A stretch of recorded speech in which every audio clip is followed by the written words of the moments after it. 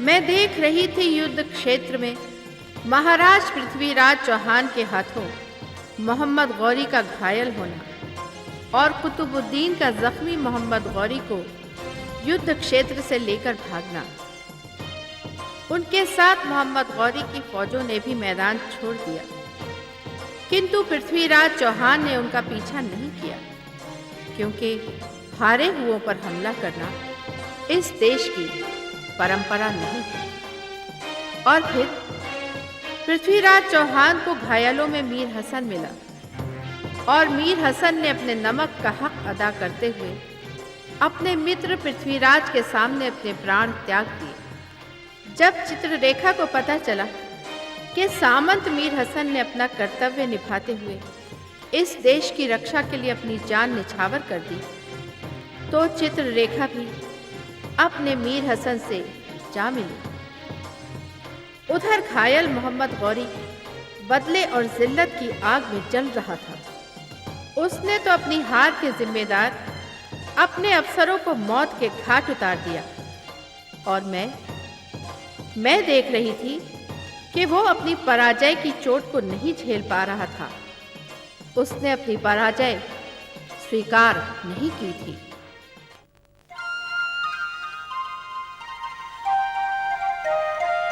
काम हो गया।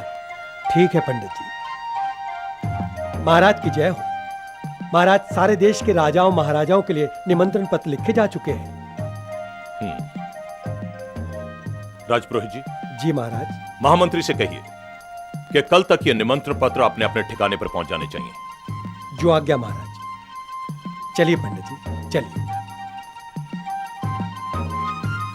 अन्नदाता की जय हो।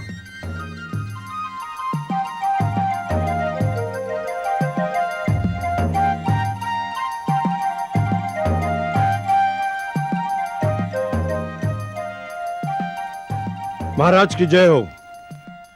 आइए आइए हमीर हाड़ा, कहिए कैसा समाचार है? एक बड़ा ही अशुभ समाचार है महाराज। अशुभ समाचार? इंद्रप्रस्थ के गुप्तचर समाचार लाए कि महाराज पृथ्वीराज चौहान ने सुल्तान मोहम्मद शहाबुद्दीन गौरी को तरावड़ी के युद्ध में बुरी तरह पराजित करके उन्हें मैदान छोड़ जाने पर विवश कर दिया है महाराज। क्या? महाराज यह भी सुना गया है कि इस विजय के उपलक्ष्य में इंद्रप्रस्थ के घर घर में घी के दिए जल रहे हैं। इस विजय अभियान से महाराज पृथ्वीराज चौहान की जय जयकार हो रही है। हमीर हाड़ा, यह शुभ ही नहीं बल्कि एक भयानक समाचार है। इसका अर्थ यह हुआ कि पृथ्वीराज चौहान का साहस और उसकी शक्ति और बढ़ गई है। उसकी इस बढ़ती हुई शक्ति को समाप्त करना होगा।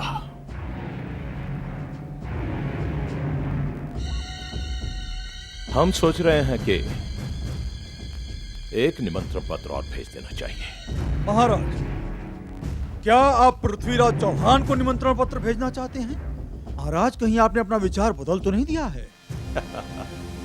नहीं नहीं सेनापति जी, हमने अपना विचार नहीं बदला। हम निमंत्रण पत्र तो अवश्य भेजेंगे, लेकिन पृथ्वीराज चौहान को नहीं, बल्कि गजनी के सुल्तान शहाबुद्दीन मोहम्मद गौरी को। महाराज, ये आप क्या कह रहे हैं महाराज? राजकुमारी संयोगिता के स्वयंवर में आप एक यवन को आमंत्रित कर रहे हैं महाराज?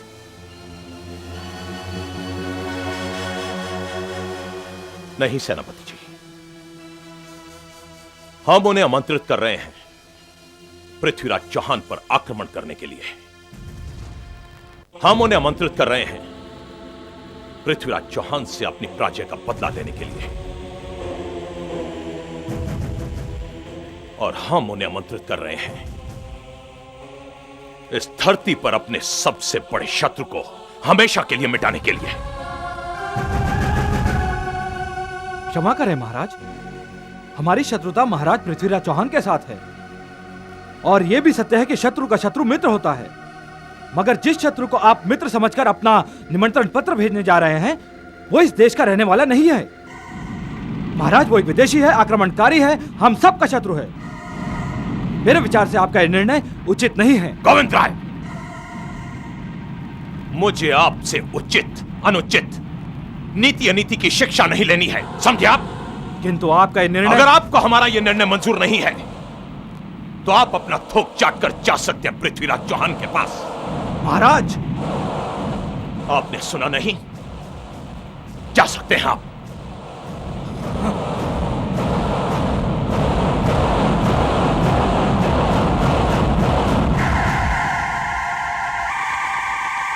सेनापति जी महाराज। शहाबुद्दीन मोहम्मद गौरी को निमंत्रण पत्र भेजने की व्यवस्था की जाए। जो आज्ञा महाराज।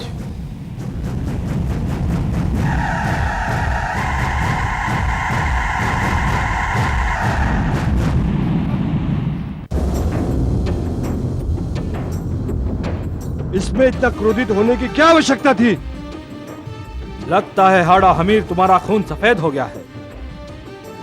अरे महाराज पृथ्वीराज चौहान के साथ हमारा विरोध शरण में आने वाले एक यवन व्यक्ति के लिए हुआ था, लेकिन अब महाराज जयचंद भी उसी आंधी को निमंत्रण देकर बुला रहे हैं जो इस देश की संस्कृति, सभ्यता और स्वतंत्रता का शत्रु है। हाँ हाड़ा हमीर, हम आपस में एक दूसरे के शत्रु हो सकते हैं, लेकिन हमारी रगों में जो लहू दौड़ रहा है वो तो एक ही मातृभूमि का है। हमारी शत्रुता तो दरिया की उन मौजों के समान है जो एक दूसरे से टकराती तो हैं लेकिन फिर एक हो जाती हैं। हाड़ा हमीर, महाराज पृथ्वीराज चौहान ने मोहम्मद गौरी के साथ जो युद्ध किया वो केवल इंद्रप्रस्थ की सीमा के लिए नहीं था, बल्कि सारे देश की सीमाओं के लिए था। हाड़ा हमीर, लगता है हमने महाराज पृथ्वीराज चौहान का साथ छोड़कर बहुत बड़ी भूल की। और यदि अब तुम महाराज जयचंद का साथ छोड़ दोगे तो यह उससे भी बड़ी भूल होगी। हाड़ा हमीर, महाराज जयचंद के पास हम इसलिए गए थे ताकि वो विदेशी आक्रमणकारियों के विरोध में अपना समर्थन करें, मगर आज महाराज जयचंद ने जो निर्णय लिया वो इतना गिरा हुआ और घिनौना है कि राजपूत होकर भी अगर हम अपना थूका हुआ चाट लें तब भी हमारी गरिमा कम नहीं हो जाएगी। मगर महाराज जयचंद का साथ देकर हम ऐसा घोर पाप करेंगे जिसे कल कोई क्षमा नहीं कर पाएगा, स्वयं हम भी नहीं। हाड़ा हमीर, अब हम यहां पे नहीं रह सकते, नहीं रह सकते। मैं तुम लोगों का साथ नहीं दे पाऊंगा और तुम लोगों से भी कहता हूं कि समय को पहचानो, ठंडे दिमाग से कुछ सोचो, ठंडे दिमाग से। हाड़ा हमीर, दो पशु ऐसे होते हैं जो स्वामी भक्त कहलाते हैं, एक होता है घोड़ा और एक कुत्ता। लेकिन घोड़ा घोड़ा ही रहता है और कुत्ता कुत्ता ही। तुम यहां बैठ के अपनी दुम हिलाओ और उनके जूठे पत्तल चाटो। हजूर राय, यदि मैं चाहूं तो इसी समय तुम लोगों को धरती का निवाला बना सकता हूं। यह भी करके देख लो हाड़ा हमीर, यह भी करके देख लो, मगर इतना याद रख लेना कि महाराज जयचंद को अपने न जाने कितने ही सैनिकों को कटवाना पड़ेगा, जो हम नहीं चाहते। मगर जाते जाते हम तुम्हें तुम्हारी कुत्ते वाली स्वामी भक्ति का पुरस्कार अवश्य देते जाएंगे, अवश्य देते जाएंगे।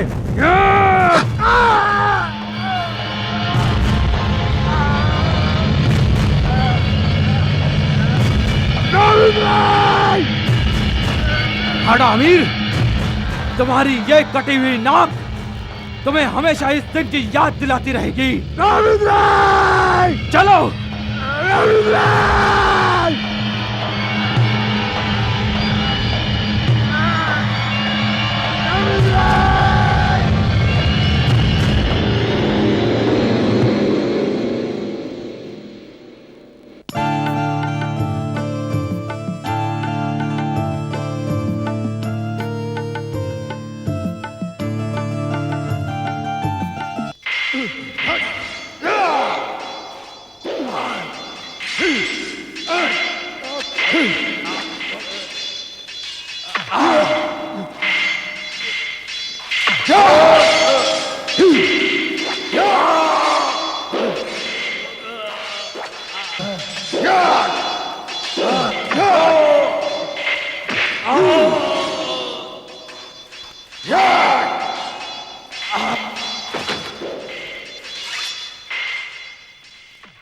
जाओ मेरे सामने से, निकल जाओ।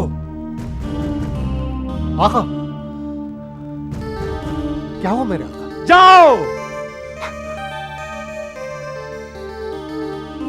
क्या इनसे कोई बेद भी हुई आपकी शान में मेरे आका? नहीं कुतुबुद्दीन, नहीं, मगर इनकी सूरतों में हमें शैतान और इन प्यालों में जहर नजर आ रहा है। कुतुबुद्दीन, कुतुबुद्दीन, तुम नहीं जानते कि हम किस अजाब में मुब्तला है। हमारा बदन इंतकाम की आग में दहक रहा है। मैदान जंग में दुश्मन के हाथों अपने बदन पर तलवार के वार, हमारा जख्मी होना, हमारी शिकस्त, हमारे कानों में पृथ्वीराज के फातेहाना क्या कहे गूंज रहा है। कुतुबुद्दीन, हमारे सामने हमारे अफसरों की बुज़दिली। कुतुबुद्दीन, खुदा बेहतर जानता है कि हमें अपनी जिंदगी जिल्लत की जिंदगी महसूस हो रही है। हमें अपने आप से नफरत होने लगी है। कुतुबुद्दीन, नफरत होने लगी है। आका, छोटा मुंह बड़ी बात। आप मेरी गुस्ताखी माफ कर दीजिएगा। ये रक्स व सुरूर, ये जाम, ये दिल बस्तगी के सामान, ये दुश्मन जान है, दुश्मन ईमान है। यही चीजें इंसान को कमजोर कर देती हैं। मेरे आका, इस गुलाम की दरख्वास्त है कि आप कुछ दिनों के लिए इन चीजों पर लानत भेजिए। आप अपने दादा मरहूम अलाउद्दीन जहांसोस को याद कीजिए। कहते हैं कि एक बार उन्हें भी ऐसे ही हालात का सामना करना पड़ा था। आपके खानदान पर गजनवियों के जुल्मों को याद करते हुए उन्होंने बारगाह खुदाबंदी में सर झुकाकर इन तमाम चीजों से तौबा कर ली थी। इन तमाम नियामतों को तर्क करके उन्होंने खुदा से अपनी फतेह की दुआ मांगी और वक्त पर अल्लाह ताला ने उनकी दुआ कबूल कर ली। हाँ मेरे आका, तारीख इस वाक़े की गवाह है। कुतुबुद्दीन, इस वक्त तुम्हारा यहां आना हमारे लिए वैसा ही है जैसे किसी प्यासे को रेगिस्तान में नखलिस्तान मिल जाए। या मेरे अल्लाह, अपने इस गुनहगार बंदे के तमाम गुनाहों को माफ कर दे। या मेरे खुदा, मुझे शिकस्त के अजाब से निकाल दे। मैं इस बेहुदा रक्स, मुझी शराब और ऐशो आराम की तमाम चीजों से तौबा करता हूं। मेरा अल्लाह, मेरे मालिक, अपने इस हकीर बंदे के तमाम गुनाहों को माफ कर दे। तू तो गुनहगारों को बख्शने वाला है।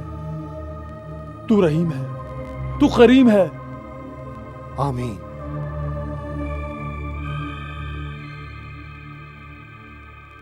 सुल्तान आली का इकबाल बुलंद हो। हिंदुस्तान की रियासत कन्नौज से महाराज जयचंद का सफीर आपकी खिदमत में पैगाम लेकर आया है। अगर इजाजत हो तो आपकी खिदमत में उसे पेश करूं।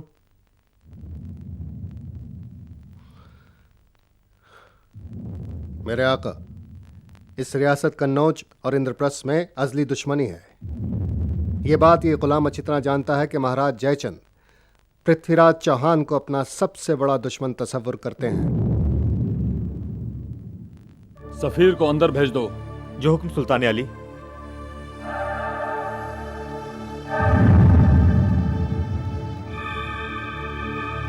सुल्तान मोहम्मद गौरी को दास का प्रणाम। कन्नौज नरेश महाराज जयचंद की ओर से भेंट स्वीकार करें।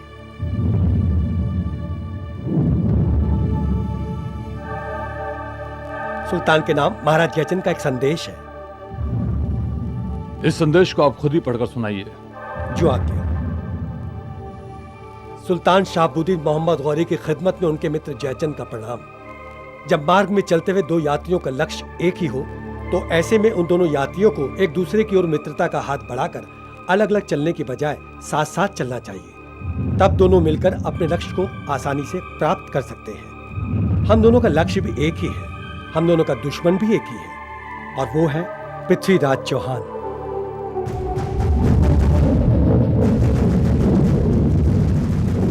सुल्तान, मुझे आपकी असीम शक्ति का अच्छी तरह अनुमान है। अगर आप मेरे इस निवेदन को मानकर इस अभिमानी पृथ्वीराज चौहान पर आक्रमण कर दें तो मैं आपको वचन देता हूं कि मेरी सेना आपका साथ देगी। बस बस सफीर, इससे आगे पढ़ने की जरूरत नहीं है। सफीर रियासत कन्नौज, हम आपके महाराज जयचंद के इस पैगाम से बहुत खुश हैं। हम आपके इस पैगाम का जवाब एक खत की शक्ल में कल देंगे। कुतुबुद्दीन, मेरे आका, ये हमारे खास मेहमान हैं। इनकी खातिर तवाज़ा में किसी किस्म की कमी ना रह जाए। जो हुक्म मेरे आका। सिपाहियों, हुक्म मेरे आका। इन्हें इज्जत से मेहमान खाने पहुंचाओ। जो हुक्म। आइए। कुतुबुद्दीन, ये तो करिश्मा हो गया। अभी हमने अपने मालिक की बारगाह में तौबा की नहीं कि हमारी दुआ कबूल हो गई। महाराज जयचंद का पैगाम हमारी मायूसी के लिए मुजदाए जान फिजा है, हमारे जख्मों का इलाज है, हमारी फतेह का ऐलान है। कुतुबुद्दीन, हम तुम्हारे शुक्रगुजार हैं। आका, जो कुछ भी हुआ अल्लाह की मर्जी से हुआ। उसने आपकी दुआ कबूल कर ली। मेरे आका, क्या आपने महाराज जयचंद की दावत कबूल कर ली? हाँ हाँ कुतुबुद्दीन, हमने महाराज जयचंद की दावत कबूल की। और देखो, अभी थोड़ी देर पहले जो बेचैनी, मायूसी और गुस्सा था वो सब खत्म हो गया। कुतुबुद्दीन, हमें अपनी मंजिल मकसूद साफ साफ दिखाई दे रही है।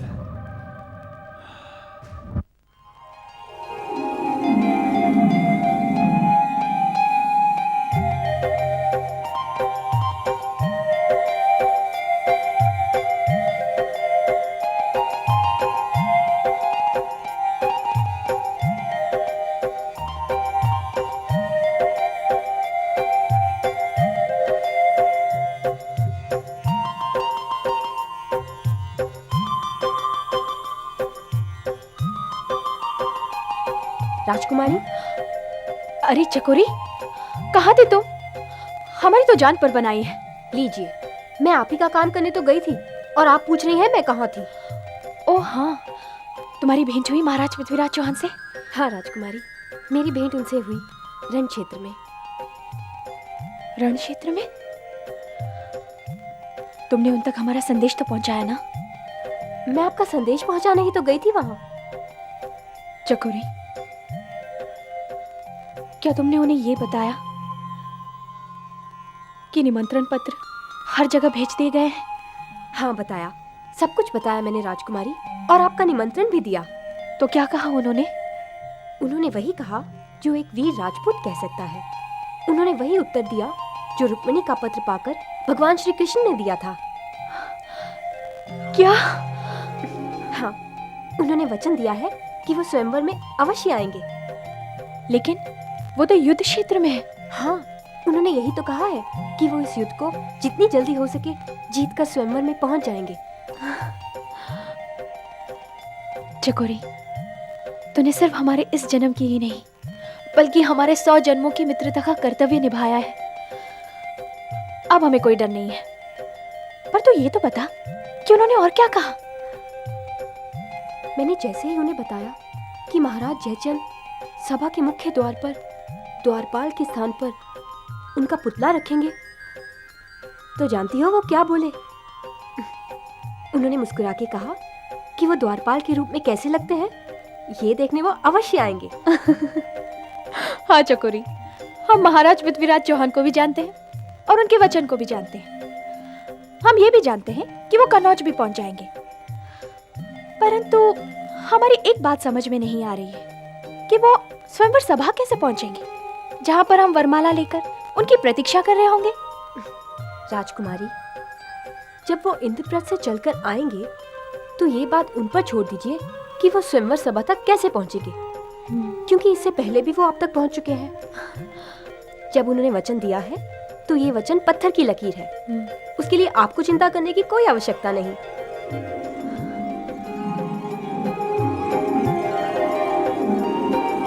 महाराज, युद्ध हुआ और उस युद्ध में आप विजयी भी हुए, मगर महाराज युद्ध के आरंभ होने से पहले आपने किसी को कोई वचन दिया था।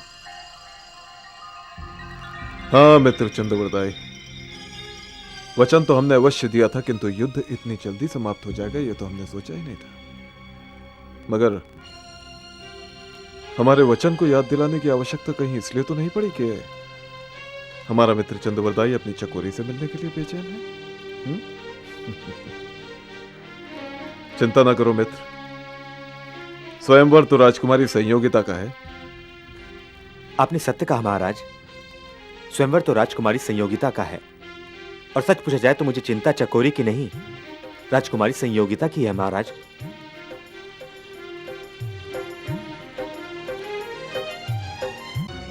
अन्नदाता की जय हो। क्या बात है द्वारपाल? अन्नदाता, आपके दर्शन के लिए 3 सरदार पधारे हैं। कौन 3 सरदार? अन्नदाता, वही विद्रोही जो एक बार संकट के समय आपका साथ छोड़कर चले गए थे।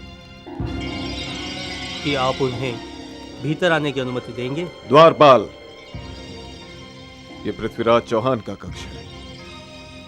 यहां आने वाला कितना ही बड़ा विद्रोही क्यों ना हो, हमारा अतिथि है, और यह हमारा आदेश है कि यहां अतिथियों के सम्मान का ध्यान रखा जाए। घनी क्षमा अन्नदाता, सेवक से भूल हो गई, क्षमा चाहता हूं। जाओ उन्हें सम्मान के साथ अंदर लेकर आओ।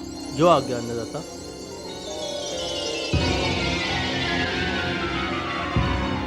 महाराज, मैं आपको बाल्यकाल से देखता आ रहा हूं, किंतु फिर भी ऐसा लगता है कि आपको पूरी तरह समझने के लिए एक आयु पर्याप्त नहीं है।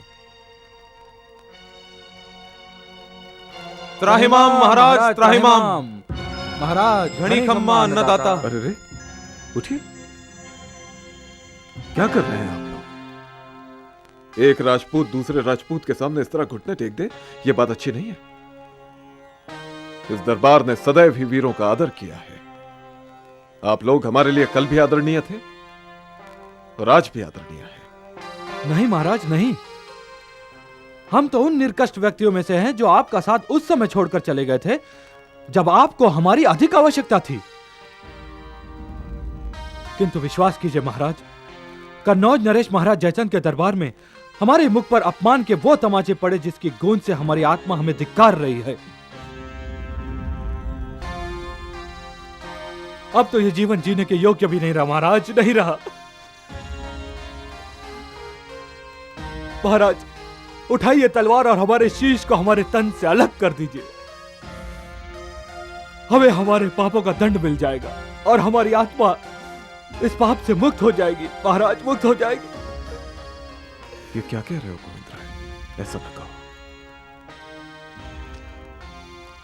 आपने अपने यहां मीर हसन को शरण दी थी और हमने इसी बात पर आपसे विद्रोह किया था महाराज। मगर मीर हसन ने जिस प्रकार अपने भाई मोहम्मद गौरी के विरुद्ध लड़ते हुए अपने प्राण त्याग दिए महाराज, इससे उनकी आपके और इंद्रप्रस्थ के प्रति वफादारी सिद्ध हुई। महाराज, आप सही थे और हम गलत थे महाराज, और हम गलत थे। गोविंद राय, महाराज, तुम हमारे भाई हो, रूठ कर चले गए थे हमसे, और अगर सुबह का भूला शाम को घर लौट आए तो उसे भूला नहीं कहते। हम तुम्हें क्षमा करते हैं। महाराज, महाराज, ये महानता है आपकी, आपका बड़प्पन है, इसलिए तो लोग आपको दीन दुखियारों का प्रतिपालक कहते हैं। महाराज, हमें क्षमा कर दीजिए महाराज, क्षमा कर दीजिए। अरे बस भी कीजिए पंचप्राण, हमने कहा ना हमने आपको क्षमा कर दिया। आप लोग तो हमारे परिवार के सदस्यों की तरह हैं, आपस में मनमुटाव तो होता ही रहता है। हमारे मन में आपके लिए कोई द्वेष नहीं है, विश्वास कीजिए हमारा। महाराज, एक बहुत ही महत्वपूर्ण सूचना है आपके लिए। बताइए।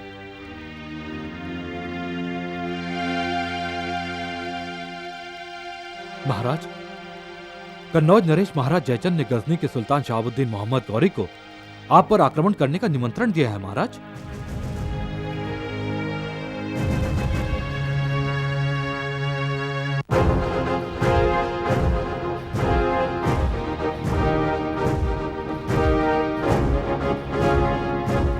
जयचंद और मोहम्मद गौरी को निमंत्रण? हाँ महाराज, अगर आप तक ये संदेश न पहुंचाना होता तो हम महाराज जयचंद को उनके इस अपराध के लिए उचित दंड देते, चाहे इसमें हमें अपनी जान की बाजी क्यों न लगानी पड़ती।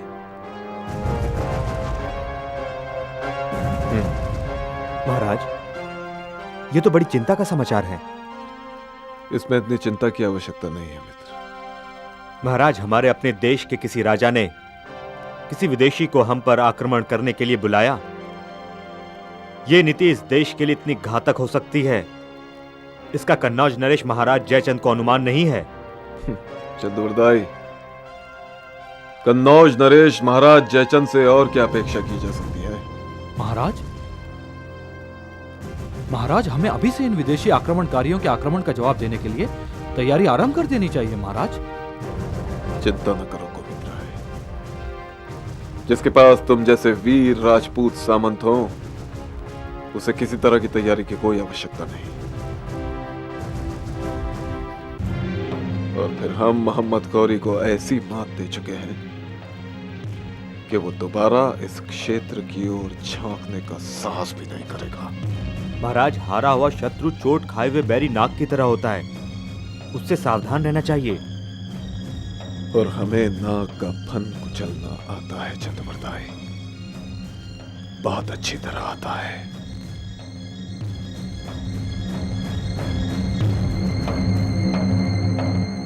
सामंतगण। जी महाराज। आप लोग जाइए और विश्राम कीजिए। और हाँ, आप लोग जिस पद पर आसीन थे, वही पदवी आपको फिर से बहाल की जाती है। महाराज की जय हो।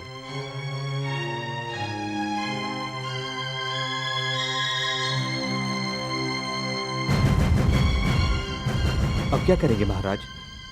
एक और राजकुमारी संयोगिता के स्वयंवर का निमंत्रण और दूसरी ओर युद्ध के संकट की चेतावनी।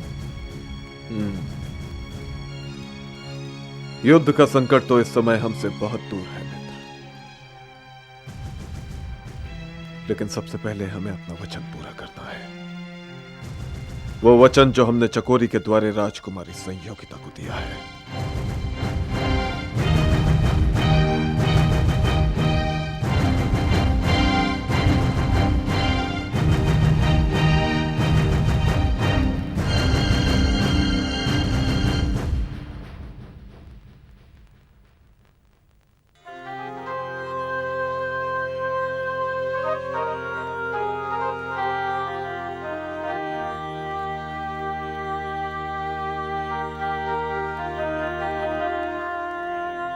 प्रणाम नाना साहब। अरे आओ पुत्र आओ, जीवता रहे पुत्र। मुझे आशीर्वाद दे नाना साहब। आशीर्वाद? जी नाना साहब ने कहा था ना कि राजकुमारी संयोगिता आपकी पुत्र वधू बनकर यहां आनी चाहिए। हाँ कहा था, और अब भी कह रहा हूं। उधर महाराज जयचंद राजकुमारी संयोगिता का स्वयंवर कर रहे हैं। क्या? और इसके लिए उन्होंने तमाम राजाओं को निमंत्रण पत्र भिजवा दिए हैं, केवल मुझे छोड़कर। पुत्र, ये तो बहुत ही अशुभ समाचार है। हाँ नाना साहब, और मैं आपकी पुत्रवधू को लाने कन्नौज जा रहा हूं, जिसका वचन मैंने राजकुमारी संयोगिता को भी दिया था और आपको भी। किंतु पुत्र, जयचंद ये कार्य इतनी आसानी से नहीं होने देगा। एक बड़े संघर्ष की संभावना है, इसलिए छद्मवेश में जितनी से न हो सके अपने साथ ले जाओ। नहीं नाना साहब नहीं, ये वचन केवल मेरा है और इसे पूरा करना केवल मेरा कर्तव्य है।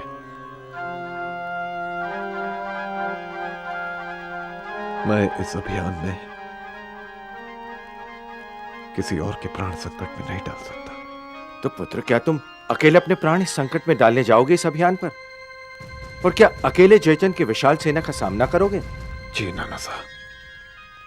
नहीं पुत्र, तुम्हारा अकेले कन्नौज से पुत्री संयोगिता को पुत्रवधु बनाकर लाना संभव नहीं है। नाना सर, राजपूत के शब्दकोश में असंभव शब्द नहीं होता। या तो वो असंभव को संभव बना देता है या फिर अपनी जान की बाजी लगा देता है। किंतु पुत्र, मैं वहां तुम्हें पुत्रवधु लाने के लिए भेज रहा हूं, अपने प्राणों की बाजी लगाने के लिए नहीं। पुत्रवधु तो अवश्य आएगी नाना साहब। अब वो कैसे आएगी, ये आप अपने पुत्र पर छोड़ दीजिए। पुत्र, मैं जानता हूं कि ना तो मैं तुम्हें कन्नौज जाने से रोक सकता हूं और ना ही मैं तुम्हारे संकल्प को बदल सकता हूं। पुत्र, जिस दिन तुम पुत्रवधु को लेकर इंद्रप्रस्थ वापस लौटोगे, उसी दिन तुम दोनों को आशीर्वाद देकर महारानी समेत संन्यास लेकर मैं बद्रिकाश्रम चला जाऊंगा।